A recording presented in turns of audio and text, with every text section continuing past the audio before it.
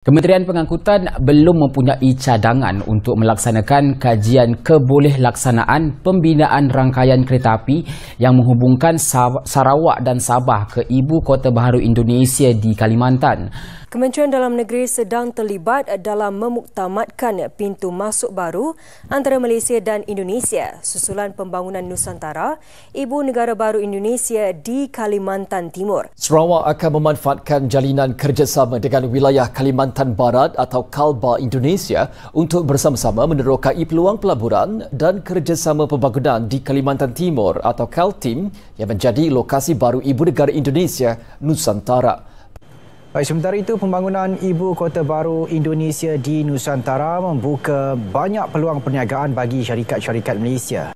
Pembinaan pejabat Presiden Indonesia di Ibu Negara Baharunya Nusantara di Pulau Borneo kini siap 38%.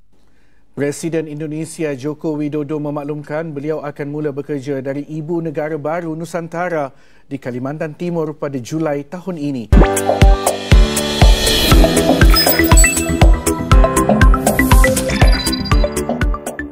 Assalamualaikum warahmatullahi wabarakatuh. Halo teman-teman, semua lagi di harian MZ. Oke, buat teman-teman yang klik video ini, saya harapkan mudah-mudahan kabarnya sehat dan jangan lupa dukung channel ini dengan cara like juga subscribe. Oke, di kesempatan kali ini saya mau reaksi sebuah video dengan judul IKN terkenal di Malaysia, media Malaysia sering memberitakan Ibu Kota Nusantara. Oke, seperti apa videonya? Sebelum kita berkomentar, kita akan lihat dulu.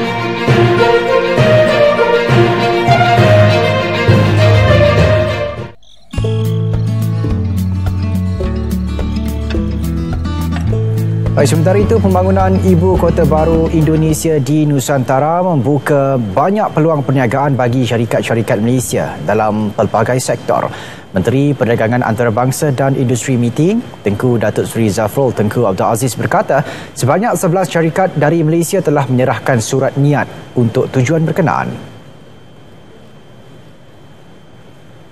Antara syarikat Malaysia yang ada di telah mendapat LOI ialah Tenaga Nasional, Balsted, Famaniaga, Balsted Properties dan sebagainya. Pada masa yang sama, Tenaga Nasional Berhad juga turut mengeluarkan surat niat kepada perusahaan elektrik negara untuk meneroka pembangunan infrastruktur antara Sumatera, Indonesia dan Semenanjung Malaysia ke arah merealisasikan grid kuasa ASEAN. Sebanyak 9 memorandum persefahaman ditandatangani disaksikan Perdana Menteri Datuk Seri Anwar Ibrahim. Potensi nilai kesemua MOU dijangka mencecah 1.66 bilion ringgit.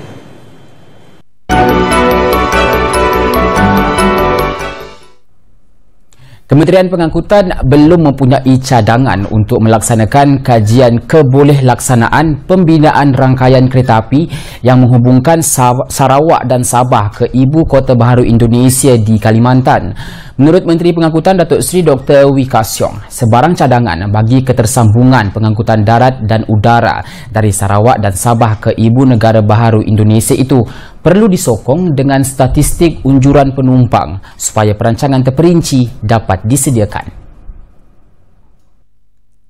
Di Sarawak, tumpuan sedang diberikan kepada penyediaan rangkaian rel bandar di bawah projek Kuching Urban Transport System KUTS yang diterajui oleh Sarawak Metro, manakala di Sabah tumpuan diberikan kepada penambahbaikan infrastruktur kereta api serta mutu perkhidmatan kereta api Sabah yang diterajui oleh Jabatan Kereta Api Negeri Sabah JKNS.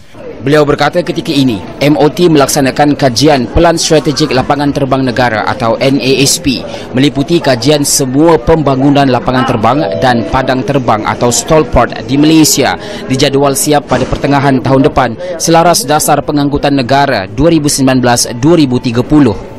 Menurutnya, MOT juga menggalakkan dengan pemberian fasilitasi kepada mana-mana syarikat penerbangan tempatan mahupun asing berhasrat untuk menyediakan perkhidmatan penerbangan bagi laluan ke Nusantara kelak.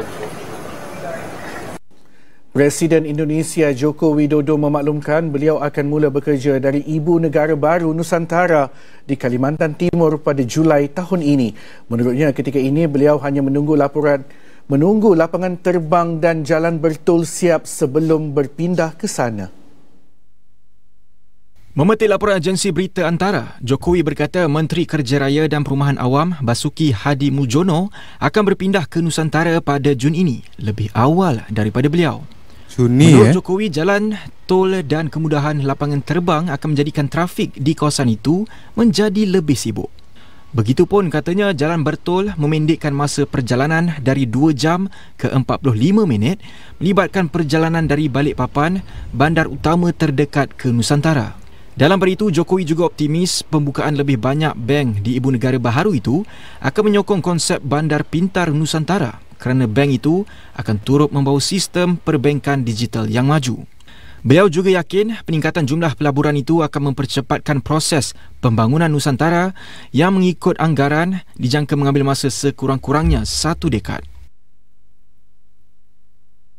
Pembinaan pejabat Presiden Indonesia di Ibu Negara Baharunya Nusantara di Pulau Borneo kini siap 38%. Itu kata Presiden Joko Widodo. Presiden itu melawat tapak pembinaan bangunan itu hari ini yang memaparkan reka bentuk burung Garuda dengan sayap melebar di Kabupaten Panajam, Pasir Utara, Kalimantan Timur. Joko Widodo yang lebih dikenali sebagai Jokowi naik ke tingkat atas bangunan itu dan secara simbolik meletakkan struktur modul pertama Garuda yang berperanan sebagai simbol bangunan itu. Menurut Jokowi, pelbagai projek infrastruktur di Ibu Negara Baharu itu berjalan lancar seperti yang dirancang, termasuk pejabat Presiden, Istana Presiden dan bangunan kementerian yang kesemuanya berjalan mengikut jadual. Pegawai Kementerian Kerja Raya dan Perumahan Rakyat Diana Kusumastuti berkata, kementerian itu menyasarkan pemasangan 4,650 bilah Garuda selesai menjelang Mac 2024. Bangunan itu terdiri daripada 465 modul dengan setiap satu mengandungi 10 bilah.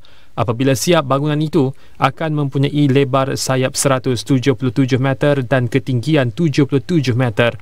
Indonesia memindahkan ibu negaranya ke Nusantara di Kalimantan Timur di Pulau Borneo untuk mengurangkan masalah lalu lintas dan alam sekitar di Jakarta. Langkah ini juga melambangkan peralihan dalam memusatkan kerajaan dan mengurangkan tumpuannya di Pulau Jawa.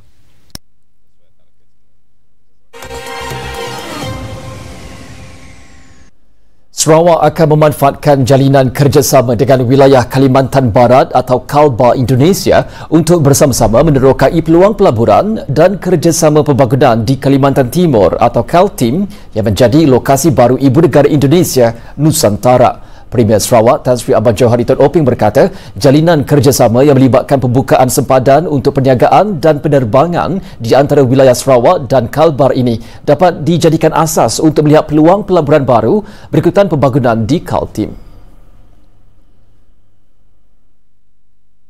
Menurutnya, sudah ada kerjasama untuk memberikan bantuan pembangunan di Nusantara dan pihak Sarawak Energy Berhad juga telah melabur dalam jadukuasa melinau di KALTIM serta memiliki 25% saham dalam pembangunan hidro. Beliau menyatakan kerajaan Sarawak bersedia mengambil bahagian dalam kerjasama lain untuk pembangunan di Nusantara, khususnya bagi memanfaatkan lagi potensi hidro. Dewan Usahawan Bumiputera Sarawak dan Dewan Perniagaan Cina Sarawak sudah memulakan jaringan kerjasama dengan badan serupa yang mewakili komuniti perniagaan di KALTIM bagi meningkatkan lagi aktiviti perniagaan di antara Sarawak dan Kalimantan. Terdahulu pada Selasa, Duta Besar Malaysia ke Indonesia, Datuk Syed Muhammad Hasrin Tengku Husin dilaporkan berkata, syarikat Malaysia harus mengambil peluang daripada prospek pelaburan di wilayah KALTIM, terutamanya di Samarinda dan Balikpapan.